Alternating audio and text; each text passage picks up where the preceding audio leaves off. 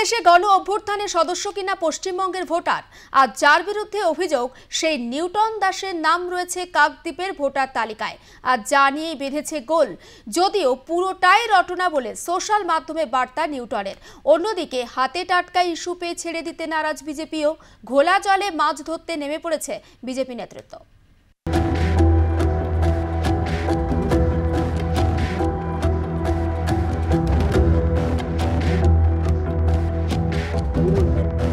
Social মাধ্যমে একটি ছবি।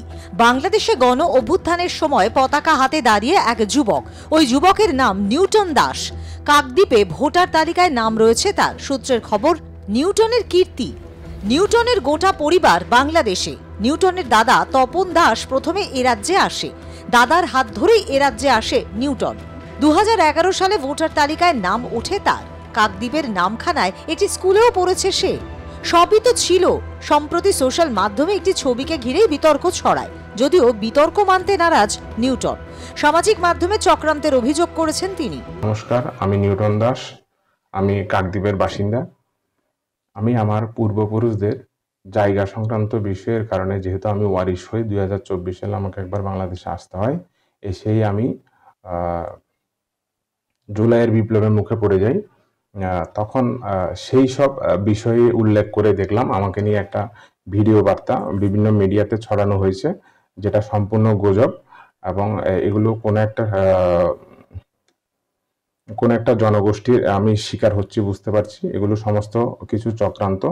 2014 সাল থেকে আমার কাকদ্বীপের ভোটার, আদার সমস্ত কিছু আছে। এমনকি 2016 সালে আমি কাকদ্বীপের বিধায়ক মন্টুরাম পাখিকে ভোট দিয়েছিলাম, কিন্তু 2017 সালে আমার ভোটার কার্ডটি হারিয়ে যায়। তখন 2018 সালে আমি আবার আমাদের বিধায়কের সহযোগিতা নিয়ে আমি আবার আমার কার্ডটি তুলি এবং আমি আইনের প্রতি যথেষ্ট শ্রদ্ধাশীল। নমস্কার। বাংলাদেশ আর এই পশ্চিম বাংলায় ভোটার লিস্টে অনুপ্রবেশকারীদের নাম তুলে তৃণমূল কংগ্রেস সেই ভোটে ইলেকশন জেতে।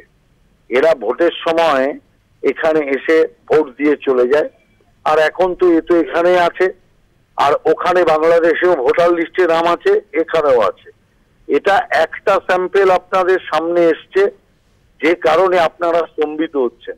আমরা এই কথাটাই দীর্ঘদিন কয়েক বছর ধরে আমরা বলে আসছি যে সিপিআইএম এটা শুরু করিয়েছিল, বাংলাদেশ থেকে অনুপ্রবেশকারীদের এখানে এনে তাদের নাগরিকত্ব দেওয়া এবং বাংলাদেশের নাগরিককে এখানে ভোটার লিস্টে নাম তুলে এরা ডুয়েল সিটিজেনশিপের ব্যবস্থা করে এরা নির্বাচনের সময় এদেরকে ডেকে এনে ভোট দান করিয়ে এরা নির্বাচনী বৈতরণী পার হচ্ছিল। এই কাজটা সিপিএম করে আসছিল, আর তৃণমূল তো সবকিছু একদম খুল্লা, যে কারণে সিপিএম যেটা কাপড়ের আড়ালে করত, তৃণমূল কংগ্রেস একদম সব খুলে সেইভাবে নেমে পড়েছে। যার জন্য আমি মনে করি এটা একটা স্যাম্পল এবং সমাজ এতে সতর্ক হোক। আগামী দিন যদি কোনো চিরুনি তল্লাশি হয়, আপনি দেখবেন কয়েক লক্ষ এই জাতীয় অনুপ্রবেশকারী যারা বাংলাদেশি নাগরিক, তারা এখানে ভোটার লিস্টে নাম তুলে তৃণমূলের নেতৃত্বের সাথে গলাগলি করে তারা এখানে তৃণমূলকে জেতানোর জন্য সব রকম আয়োজন করছে। কতদিন অনুপ্রবেশকারীরা এখানে আসবে, ভোটার কার্ড পাবে, আধার কার্ডের ব্যবস্থা হবে, দোকান বাড়ি জমির সব ব্যবস্থা হবে এবং তৃণমূলের ভোট ব্যাংক বাড়বে। এটাই হচ্ছে পশ্চিমবঙ্গের ডিজাইন।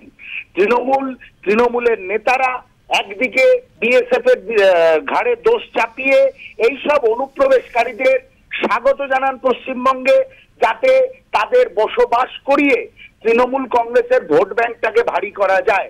এইভাবেই মমতা বন্দ্যোপাধ্যায় পশ্চিমবঙ্গ চালাচ্ছেন এবং পশ্চিমবঙ্গকে ডোবাচ্ছেন। এর আমরা তীব্র ধিক্কার জানাই। এমনিতেই ভুয়ো ভোটার নিয়ে সরগরম রাজ্য। বিজেপি তৃণমূল দুই দলই ভুয়ো ভোটার নিয়ে সরব। এখন দেখার নিউটনের জল কোথায় গড়ায়। দক্ষিণ 24 পরগনা থেকে বিশ্বজিৎ নস্করের রিপোর্ট, আর প্লাস নিউজ।